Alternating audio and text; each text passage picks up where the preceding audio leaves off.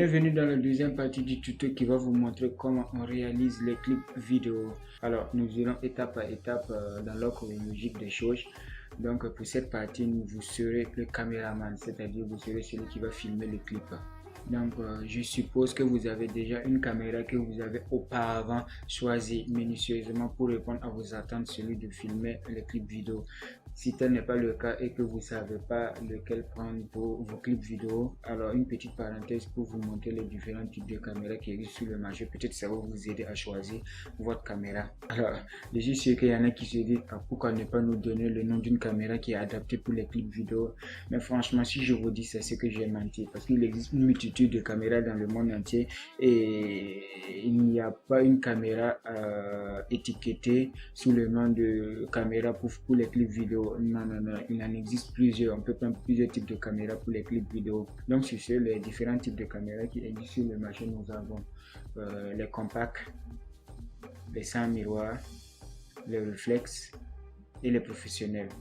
Donc, j'en viens au plus petit, les compacts. Les compacts sont des caméras que l'on peut trouver sur vos smartphones. Ces types de caméras, beaucoup les négligent, mais sont assez sympas pour faire un clip vidéo. Par exemple, si vous prenez la dernière génération des iPhone, vraiment la qualité est nettement meilleure.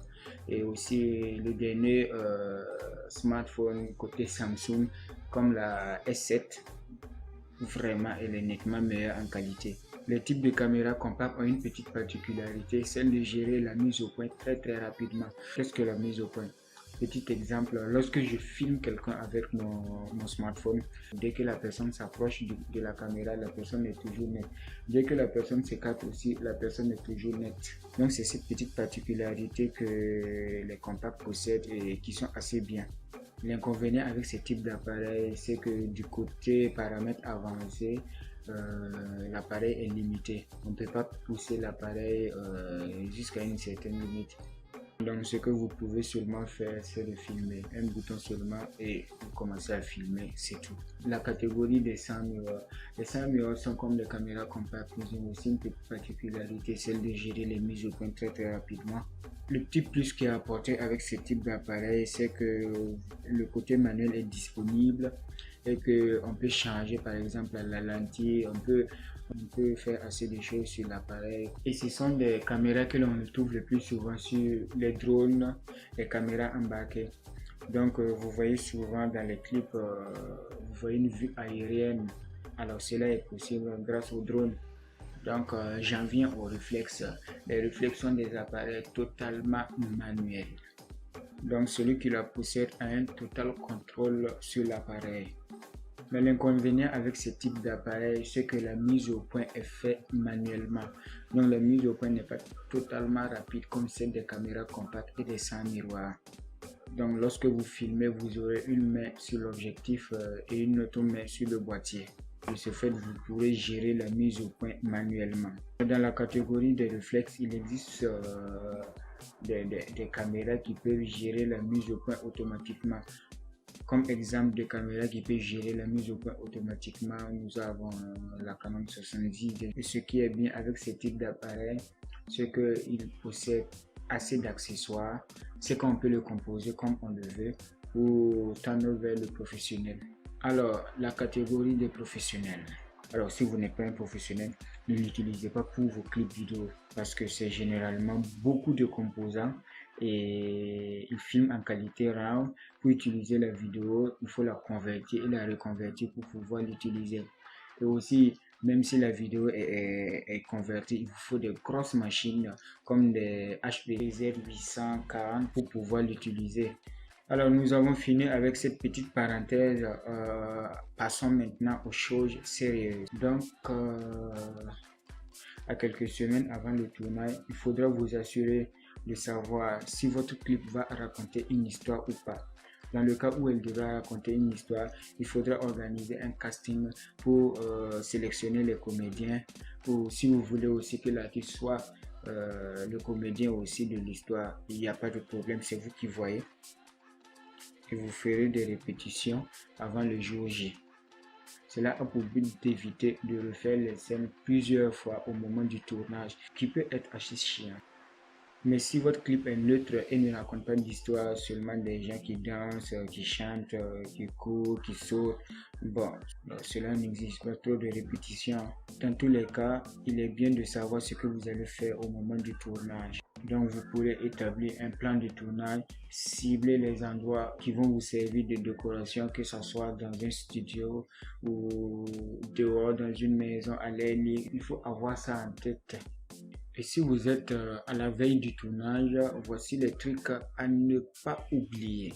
Par exemple, si les scènes que vous devrez tourner, c'est à l'air libre, à la lumière du soleil, vous devez préparer une caméra ou des caméras. Par exemple, si vous voulez de vue aérienne, bon, vous pouvez utiliser le drone. Si vous voulez des plans serrés, des plans d'ensemble, des plans larges et consorts, vous pouvez utiliser les réflexes si vous le voulez bien. Aussi, vous devez veiller à charger toutes vos batteries, parce que si vous êtes en tournage et qu'il y a problème de batterie, c'est pas assez intéressant, je vous le dis. Vous risquez de rater des moments forts au moment du tournage. Donc vous pouvez aussi apporter vos chargeurs. Alors si vous voulez des images stables et fixes, vous pouvez utiliser un trépied. Avec le trépied, vous avez des images en tout cas stables et fixes. Et si vous voulez aussi des images stables qui bougent, vous pouvez utiliser aussi les Steadicam. Avec les Steadicam, lorsque vous bougez avec la caméra et que vous le filmez, après lorsque vous regardez les images, vous avez tendance à voir que c'est une machine en fait qui trimballe la caméra et que les mouvements sont fluides. Alors n'oubliez pas les réflecteurs et les diffuseurs. Les réflecteurs ont pour but d'enlever les zones d'ombre sur le visage de l'artiste ou des acteurs aussi. Les diffuseurs apportent une lumière douce. Alors qu'est-ce que c'est que les réflecteurs?